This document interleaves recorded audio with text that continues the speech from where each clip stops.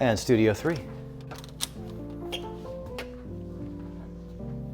This is the room that a lot of the runners and assistants kind of get started in, right? Yeah, yeah.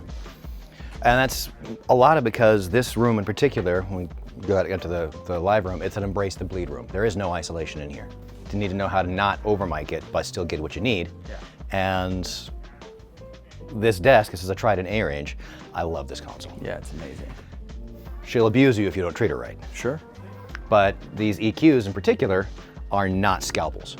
Yeah. They are tone sledgehammers. Yeah, that's true. So you're not going to be able to pick out 500 hertz and just knife it out. Yeah. No, you're going to get it's got a wide Q, so you're going to get a lot of that out. So if you need to cut the bottom end, you can do that or boost it.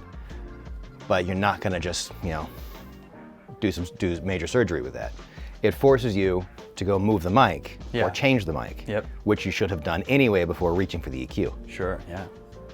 Yeah, this is a super fun room. I think in some circumstances to, someone who doesn't know any better, this room gets overlooked. Frequently. So it'll get booked maybe less frequently than like a 2 or a 1 in some circumstances because people come in, they see the console and they go, what? Mm-hmm. What is that? Mm-hmm. But those that embrace it find that they really, really love it. Dude, it is so killer. Beautiful sounding desk. And you can do the distortion on the pre thing, and it's really punchy. There's a cool. sweet spot to it. Yeah. I pegged out doing some guitars, like fully pegged out Jack White, like just distortion on a guitar amp, and it's really hard to replicate. Yeah. Sounds really good. 40 channels, 24 returns. Monitor section's cool. It's got its own EQ, and this is actually a pretty great room to mix in as well. Got the Flying Faders 2 system, or is it 2? Flying Faders 1. Flying Faders 1 system, and obviously another beautiful selection of outboard gear here. Toys. It's nice that there's like a good consistency between Pultecs, the Langs, which I think sometimes also get overlooked, but sound amazing. LA2s, 1176s, the Compex is killer. Great for just murdering room mics. And then this is a Neve like stereo bus, right? 33609. SPL, a bunch of DBXs. I love them. Yeah, the DBXs are killer. The stressors. And then also what's cool is since this is a Trident A range, you have an extra bucket of Neve 1081s. Yeah. So you have 8 channels of 1081s here, which are nice because they have the extra EQ band. It's a 5-band, right? Yeah, and it's a convenient thing as well. So we have 2 Neves in the other rooms. Yep. And if you're coming over here to do punches or fixes or some overdubs, you can kind of keep the same, very, very close to the same chain. And then we got the Burl Mothership in here as well. I think that's new since I've left. I think we put that in just before the pandemic. That's awesome. It's a tight, snug control room, but some magical records have been made in here. Oh yes. Like for instance. Well, actually, let's head out there and discuss them. There's a little bit of a meme about one of the records that was made here.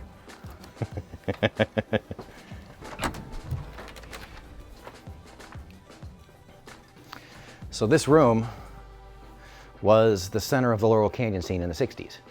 So Beach Boys, Pet Sounds, Mamas and Papas, Monday Monday, and California Dreamin', Scott McKenzie, San Francisco. Yep.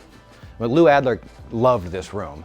And I think the story behind that kind of was, Studio 1 was for serious music. That's where we did Frank Sinatra and all that stuff. Yeah.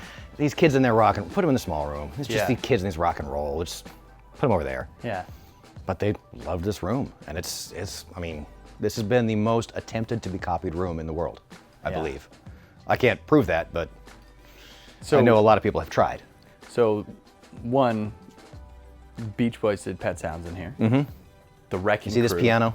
Yeah. Used in Pet Sounds. Really? You see that mic stand? They used it in Pet Sounds. Oh, yeah. I was like, wait a second. But actually, yes, this piano was used in Pet Sounds. Wow. So this is a Steinway D. It is a Steinway B. B? B. Oh, I always thought it was a The D is the bigger one, I believe. Oh, interesting. This thing sounds magical. It is I fucking love this piano. dark, warm, just Clear, fantastic. Sounds great in this room too, because it's, you know, just a unique sounding room as well. You got a lot of the carpet, the pegboard thing around the bottom. These diffusers again are so cool. Also, I love whatever design this is, where it's like plywood with a panel on it, kind of staggered around the room. You have this crazy design on the back wall with, I'm not sure what's going on there. Me either. But it's also, I mean, the other part about the acoustics is not necessarily what's on the wall. Yeah. It's the space behind the wall as well. Oh, yeah. That makes a big difference. Yeah. And the ceiling and everything. So they actually made a movie called Love and Mercy, which tells the story of Brian Wilson and making Pet Sounds and the Beach Boys and all that. And they literally shot it in this room. And what was the actor's name who played him? Paul Dano. Paul Dano. And they booked out the whole building for like Yeah, a well, month because or they something. made Studio One, the live room, look like Gold Star? Gold Star and Columbia. You can imagine with Pet Sounds, there was like 20 musicians, all shoehorned into this room. Oh yeah. So that's, once again, a very much an embrace the bleed situation, where you don't need to over mic it, but you got to make it work for you. And that's why if you go and listen to that record, it sounds kind of cacophonous, because there's a little bit of everything and everything. Yep. And you make that work for you. That's the art of engineering. Another cool thing about this building, which maybe we can go and check out next, is there are original chambers Chambers and plates. that are almost guaranteed on that record that they used, piped in, that are literally built into the structure of this building. What it essentially was I have a room sound on this record. I need to have another room sound. So I'm going to take this signal, pump it over into another room that has a speaker in it, play it through that speaker, have a mic to pick up that room, and blend it back in. Yeah. And then one of the great things Doug Rogers, who owns Eastwest, did. He saved the building and overhauled all the non-acoustic spaces. He left the studios as they were, because you could repaint the Mona Lisa, but would you make it better? Yeah. But then he also created samples and a plugin called Spaces. I think it's Spaces 2.